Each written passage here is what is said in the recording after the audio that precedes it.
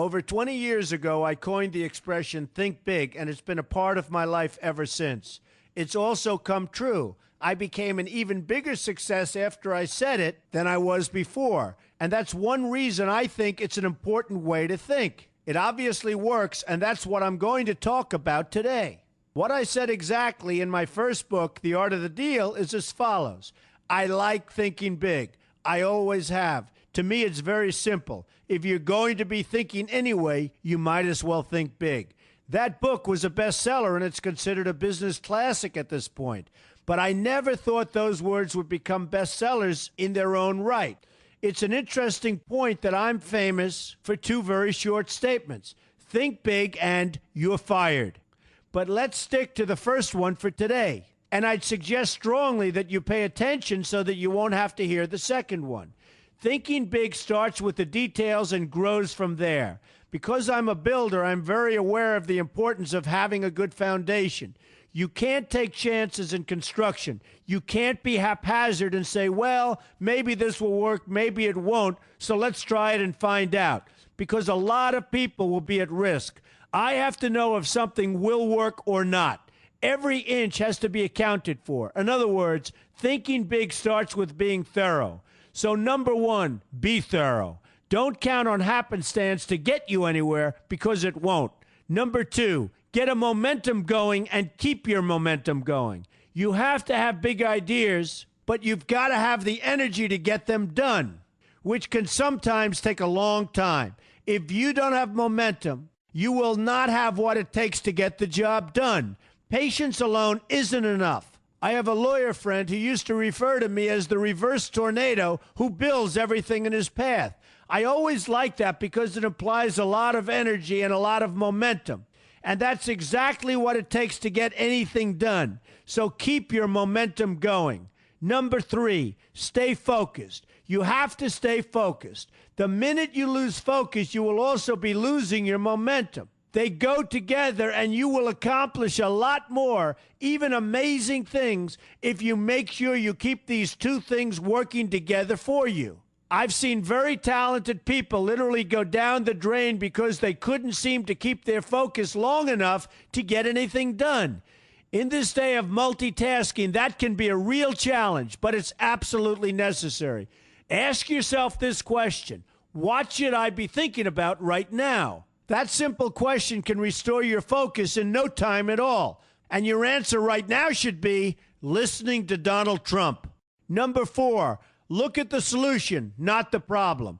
This is very important if you ever want to learn to think big. And here's why. No matter what you do, you're bound to run into problems. It's just part of life, a part of business, a part of anything worth doing. If you let the problems get in your way, they'll become bigger than your idea was to begin with, and you will be a wipeout. No matter how bad things look, keep your focus on the solution, and you will be surprised how things can work out, and work out properly. One way I do this is to ask myself when confronting a possible problem, is this a blip or is this a catastrophe? A catastrophe is something like an earthquake, a tsunami, a war, and so forth, and a blip is everything else. Right away, you'll have the right perspective, and your equilibrium will be restored. So keep your focus on the solution. Number five, see opportunity for what it is, an opportunity. For example, why are you listening to me today? Curiosity? You like me? You don't like me? You want to learn? You have nothing else to do? You want to hear me tell you you're fired? I hope not. But whatever your reasons might be, they've brought you to a good place to get involved and to learn. And that's an opportunity right there. People think that because I'm rich and famous that I know everything. I know a lot, but one thing I know is that I don't know everything. So I ask myself this question every day. What can I learn today that I didn't know before? And you know what? I learn something new every single day. That's a big reason for my success, and the same thing can apply to you. Take the time to see today as an opportunity, and you'll be surprised by what can come your way. Be open to new ideas, and you will be creating your own opportunities before too long. Number six, know everything you can about what you're doing. That's a good way to cover your bases. Another good way is to read the book Robert Kiyosaki and I have written together, Why We Want You to Be Rich. It's about covering your bases and knowing what's going on. I remember when some guys came in to meet with me about a great idea they had for an atrium for a building on Wall Street. It was a beautiful idea except for one thing. None of them had thought about how the building would be supported around this fabulous atrium. They didn't take into account the steel columns that were necessary to support a 72-story building, a very big and embarrassing oversight that could have been avoided if they'd taken the time to think about what they were doing. Don't let that happen to you. Know what you're doing first. Number 7, be lucky. Remember the old saying, the harder I work, the luckier I get. Well, it happens to be true. It works for me, and I've encountered some pretty big successes. But this goes along with something that's absolutely necessary for great success. Be passionate. You have to love what you're doing if you want to be successful at it. My father told me that it's absolutely true. I might work 7 days a week, but it doesn't seem like work to me because I love what I'm doing. If you don't like what you're doing, find something else to do, or do it part-time until you can find something full-time. You will never be successful, happy, or healthy unless you're doing what you love to do. That's just the way it is. So give it some thought. In fact, give it a lot of thought. For example, if you're feeling frustrated, there are 2 ways to look at the situation.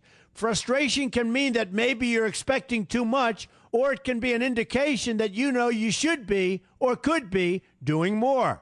Use frustration as a motivator. Use it to get where you want to go instead of staying where you don't want to be. But above all, be passionate. That's the fast track to success, no matter what your interests are.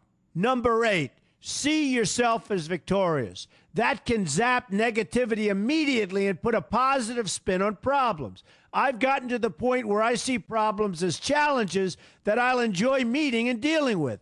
My point here is that no matter what you do, you will encounter problems. Why not see them as challenges instead and know that you are more capable of dealing with them? That's positive thinking with a realistic slant.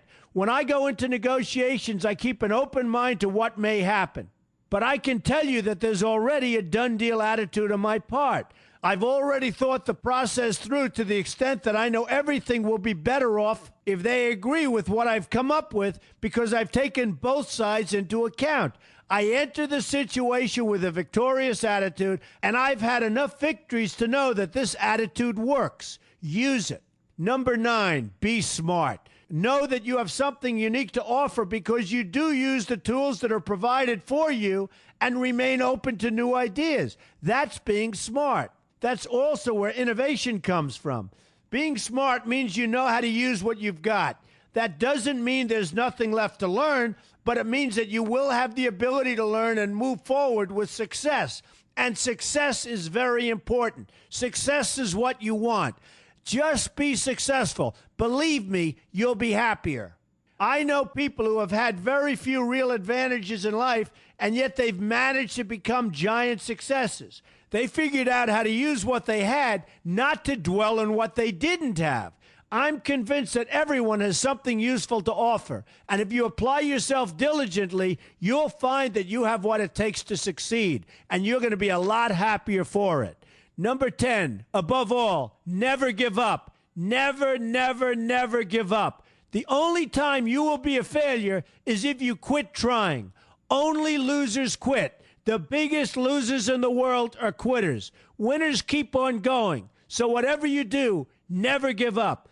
My father always used to harp, never give up, son. Never give up. Don't ever quit. I never want to see you give up or quit. Well, my father was a smart guy, and I listened to him. And remember, think big. A good way to start is to read our new book, Why We Want You to Be Rich. 2 men, 1 message. There's a lot of great advice in there for you, and I expect you to pay attention. You're going to do fantastically well. You're going to be a winner, and I'm going to see you in the winner's circle.